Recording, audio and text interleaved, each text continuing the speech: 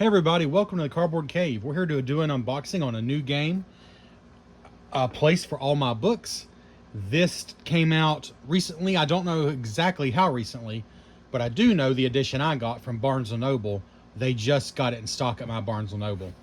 In fact, they've already declared it their game of the year, and this is an exclusive edition to Barnes & Noble, and we'll go over what that includes. This is actually printed on the box. I don't think it's a sticker. But it's from Alex Cutler and Mike. I should have looked up the name before I started the video. Mahilsik. Mike Mahilsik. I'm going to go with that. Illustration by Naomi Lord. Smirk and Dagger Games. And Dazed Tutorial. It's a cozy game of gathering, organizing, and admiring good books. And I'll be honest, the reason I picked this game up, as soon as I saw it, I just looked it up to see if the early buzz was good, and it is, because I thought of my wife immediately. Now, I learned a long time ago to not buy games specifically for my wife. She's not like me. She doesn't need to collect games. She loves playing games, but I have plenty of games, and I think she would just prefer, probably, for the most part, to play the games I have. So she would have never have asked me probably to buy this, but when I saw it is supposed to be quite a good game, and the theme and the look of it, that is why I went ahead and picked it up now. So let's see here on the side. A room without books is like a body without a soul. 1 to 4 players, 60 minutes, ages 10 and up, it says. Anyone who has a book collection and a garden wants for nothing. All right, well, let's go and take the plastic wrap off before we look at the back, because the plastic just makes it harder to see what's going on here.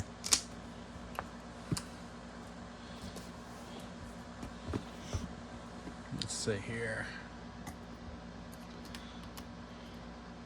I'll admit, all I know about this game is the theme looks so up my wife's alley in particular, and I think it looks cool too, but definitely a book lover.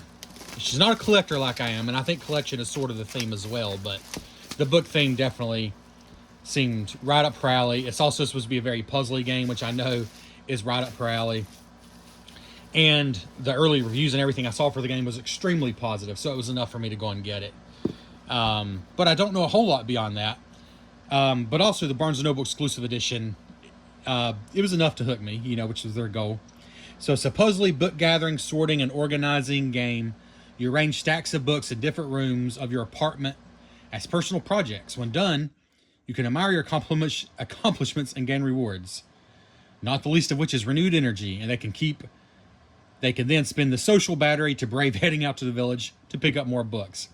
So actually, it's kind of the theme is being an introvert and organizing your books in piles to charge your battery so you can go back out and buy more books.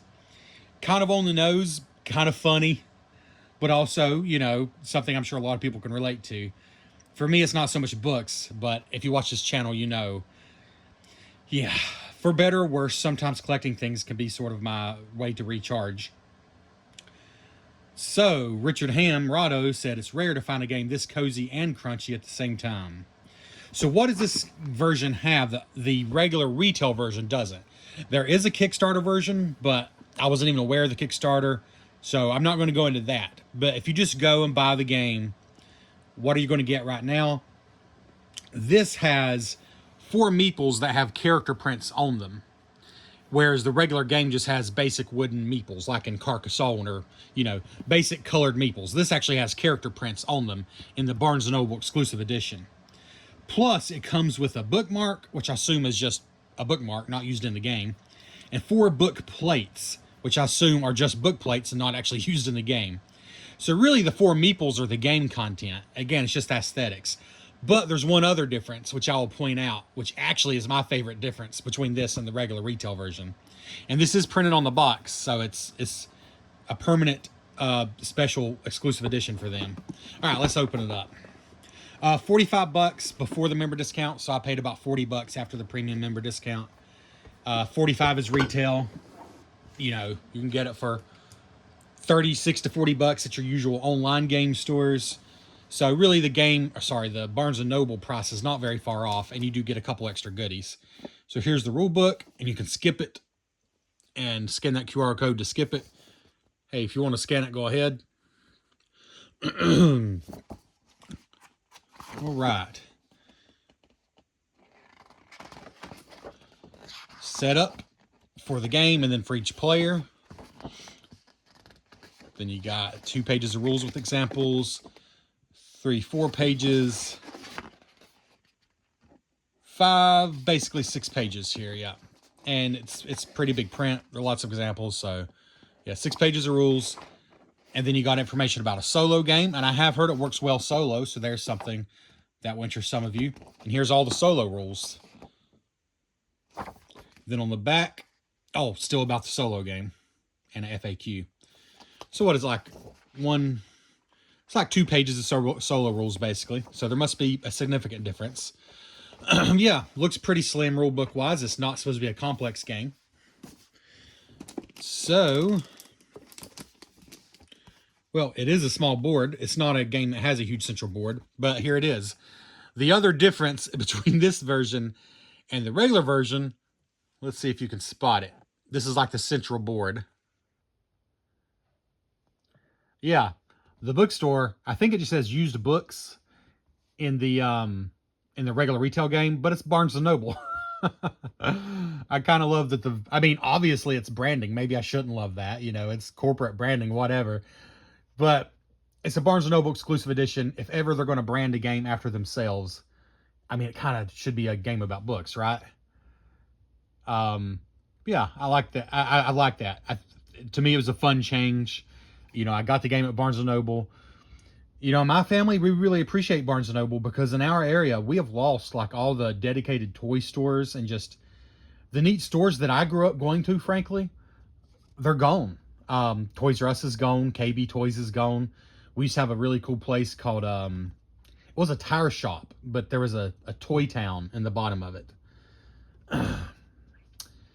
In the bottom of the tire shop. I know it sounds crazy, but it was a downstairs toy paradise with like quality toys, Lego and wooden train set, well, just everything, RC cars,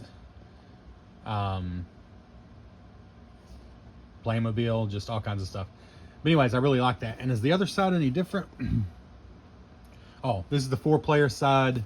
This is the 1 to 3-player side. And let's zoom out a little here.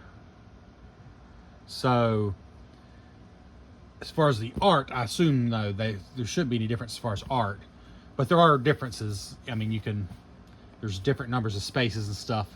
Basically, it looks like extra spaces for 4-player game. That makes sense. So just to give you an example, it tells you what you do. Like if you go to the bookstore, you take all of that, which I think is the symbol for the books, and blank from one shelf. Don't know what that means, but you go to the bookstore to get books. It makes sense. If you go to the library, you draw 4 books from the bag. You keep 1 and deal 1 to each shelf in the bookstore. Okay, so you use basically a way to restock the books. Town Park. When nudged from a space, you move here and gain 2. I think that's energy. Like social energy. Like your recharge energy, I think they call it. Which is sort of the theme of the game, that you're getting your social battery recharged by sorting your books. All right, so let's see. That would be the 2-sided village board. Then we got 4 apartment boards, which each player is going to get one here. And this is where the bulk of your game takes place, because you will be placing your books here. This is your apartment, which is, again, the theme of the game. So first, let's just look at the backs. Sort of a cute, cozy art style, but not too overbearing.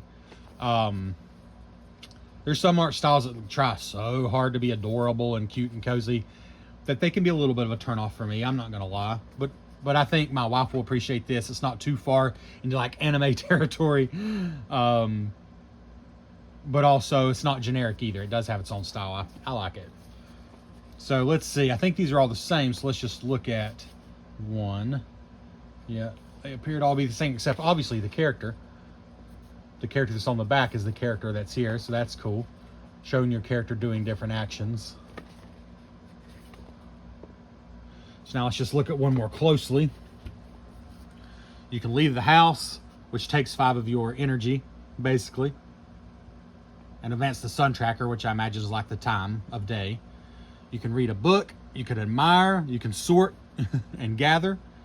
You can rest to regain energy. You got a backpack. And then actually in your apartment here, you can see there's like a simple illustration of an apartment there. And you got a bedroom, a den, bath, and kitchen. And if you'll notice, like the kitchen is like an L-shaped Tetris piece here, because it is a puzzle game at the end of the day. Then the bath is the 3 purple ones. And then the bedroom is a big area here, and then a square for the den. So there you go. That's kind of interesting. Here is, I believe, your opponent, Penelope, for the solo game. By the way, if you're a card sleever, I wouldn't worry about sleeving this card. It's just a single card for the solo game. It's not like you're shuffling it. But I believe the rest of the cards I looked up are just standard card game, like 63 by 88 millimeter. Your standard card game size, like the most common card sleeve in board gaming. So the green ones, they're usually green. At least Fantasy Flight and Mayday games are green. Yeah, standard card sleeves. I just happened to look that up. That's why I'm mentioning it. So here's the bookmark. That's kind of nice. I'll just leave it in the pack. But it appears Izzy linen finish, so it'd be pretty tough. When he carries a book with a bookmark in it, is in 2 places at the same time. I like that. It's got a tassel. Oh, and it's got 2 characters on the front and 2 different ones on the back. Books are uniquely portable magic from Stephen King. So that does come exclusive with the Barnes & Noble version. And then, of course, the Barnes & Noble on the main board, that's exclusive. And then the Meeples are the other exclusive. Oh, and the, what did I say, book plaques? I wonder if those are actually listed in here. See, I think those are, again, they're nothing to do with the game itself. What is it called? Book plates. Let's see if we can find those. Oh, okay, they're just stickers. I'm obviously an idiot. I wasn't totally sure if a book plate was what it was, but it's a sticker to put on your book. This book belongs to, so that's no big deal to me. So, but there's a couple bonuses there if you do get this version. Okay, and here's a bunch of tokens. And these are called Major Accomplishment Tokens. And then you got the cats are Lucky Kitty tokens. And then you got several other things that represent different things there. Like a lamp, bookends there, sun, and a backpack. Okay. As far as quality, they punch out super easy. A nice quality, no issues there. In fact, another one just fell out on the song. That's how easy they fall out. Okay. Let's see. Let's go over here next. 4 scoring markers, I assume. Oh, no, sorry. This is the social battery. That's the social battery marker, okay? All right. Then we got, okay, so here are the Meeples. If you just get the regular game, this is just the regular game. I want to be clear, Barnes & Noble is not charging extra for their version. It's just an exclusive version. No extra gameplay content, no expansions. It's just a couple of the art changes on the board and then a few custom Meeples I'm about to show you. And then the bookmark and the stickers, just for fun. But here's what you'll get if you get the regular game. Just nice wooden Meeples for your player color. But if you do go to Barnes & Noble and pick it up or order it from their website, here's what you'll also get in addition. So you do still get these, but you'll get these that are, well, they're much bigger for one thing, which I don't think that'll cause a problem because you've only got 1 character per person. And I assume they go in here, but it's not too big. I mean, it's going to fit. They are definitely bigger, though, than the original Meeples. And here they are. Let's see here. So nice, chunky, screen printed, dual-sided, same on both sides.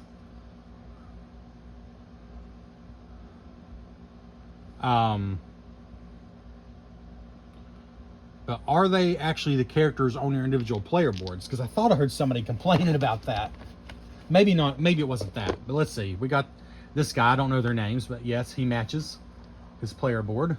Then we got... Yep, she matches her player board. And then she matches her player board. And yeah, they all matched. Yeah. So cool. This is cool. Just a bonus. You don't have to use them. You can just use these if you want to. But that's just a flat out bonus. Like there's nothing, like I said, Barnes & Noble is charging the regular retail price for the game. So I don't know.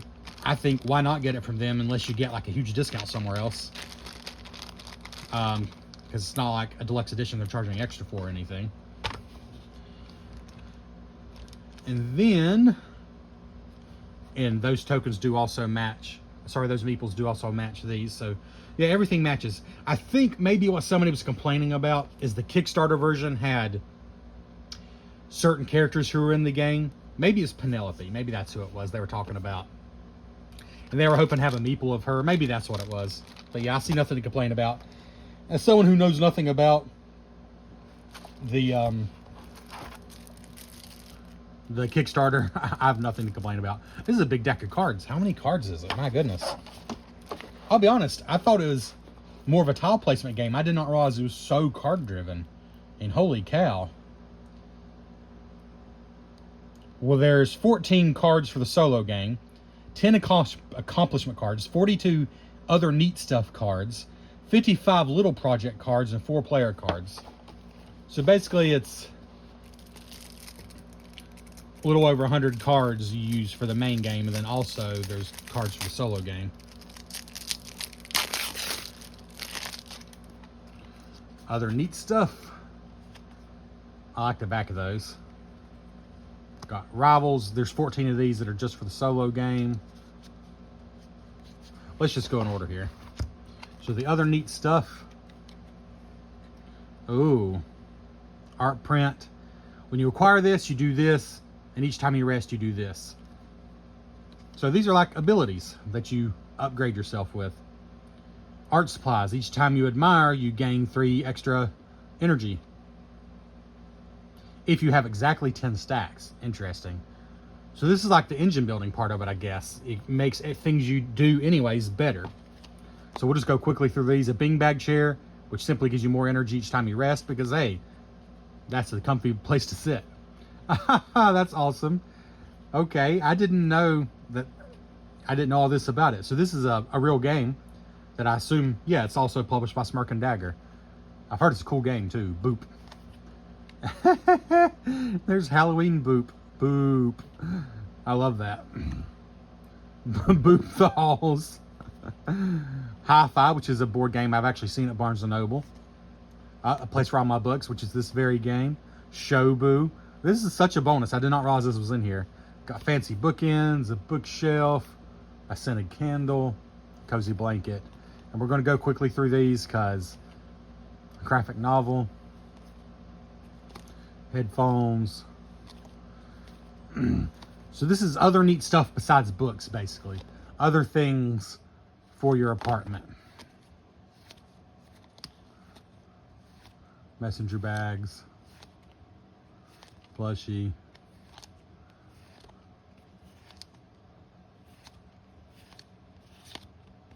I definitely like the board games. That's a highlight there for me. Okay, then you just got Rivals. These are just for the solo game. So yeah, I don't know how a solo game works, but this is the engine that makes it work. Okay. Then we got, oh, just 1 character card per player, which matches everything else I've shown you. But, oh, okay, so they're the same except each one has a special color. Yellow is the most common type of book in your apartment, then red and so on. Okay, so there's those. Then you got major accomplishments. So just to give an example, if you have 4+ tall stacks, 1 in each room, that have the exact same books in any order, you get this major accomplishment. which looks like 5 victory points and recharges your batteries some. This one, if you have just one book or more in each space and you have no adjacent books of the same color, you get this major accomplishment. So these are, again, it's a puzzly game. This is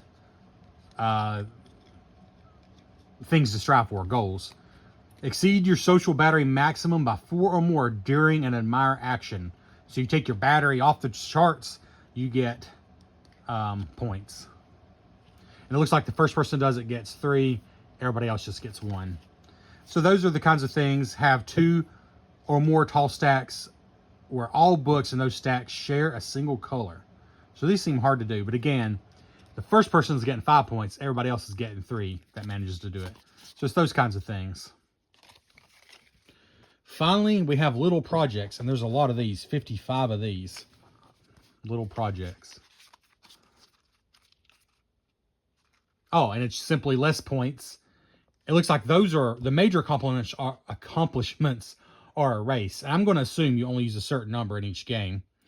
It looks like 3. I'm looking at it right now. So use 3 of these in each game. Whereas these, I'm betting, go into your hand because just like 2 points for having a maximum height stack of 6 books. Having 3 plus tall stacks that have no yellow books.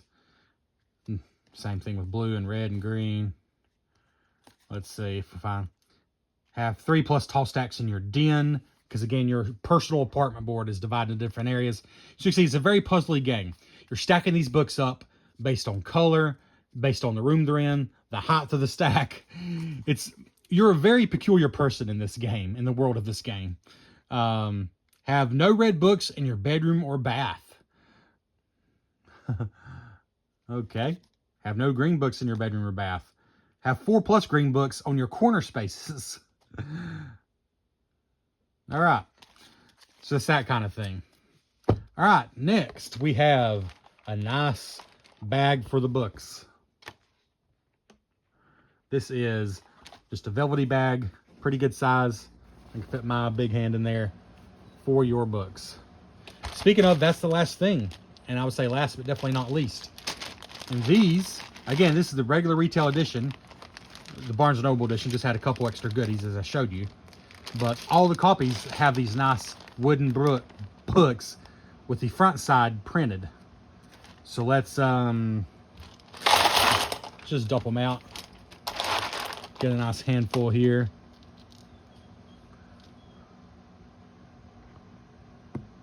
All right, let's see here. Nice chunky books. I like that they're actually wood cut here. It's not just a square tile or a rectangle tile. It could have been, it still would have been neat, but they actually went the extra mile here to make it look like it has, you know, book binding or a book spine. So let's just get one of each color. Here's blue. Here's what the cover of blue looks like. And again, this is the standard edition of the game. They come screen printed.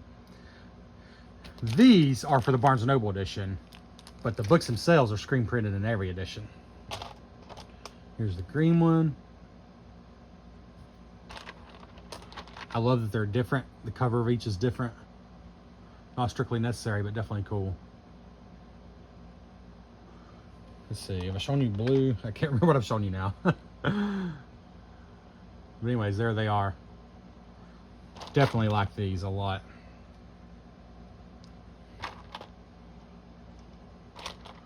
So it's 4 colors, right? Oh, 2 wilds.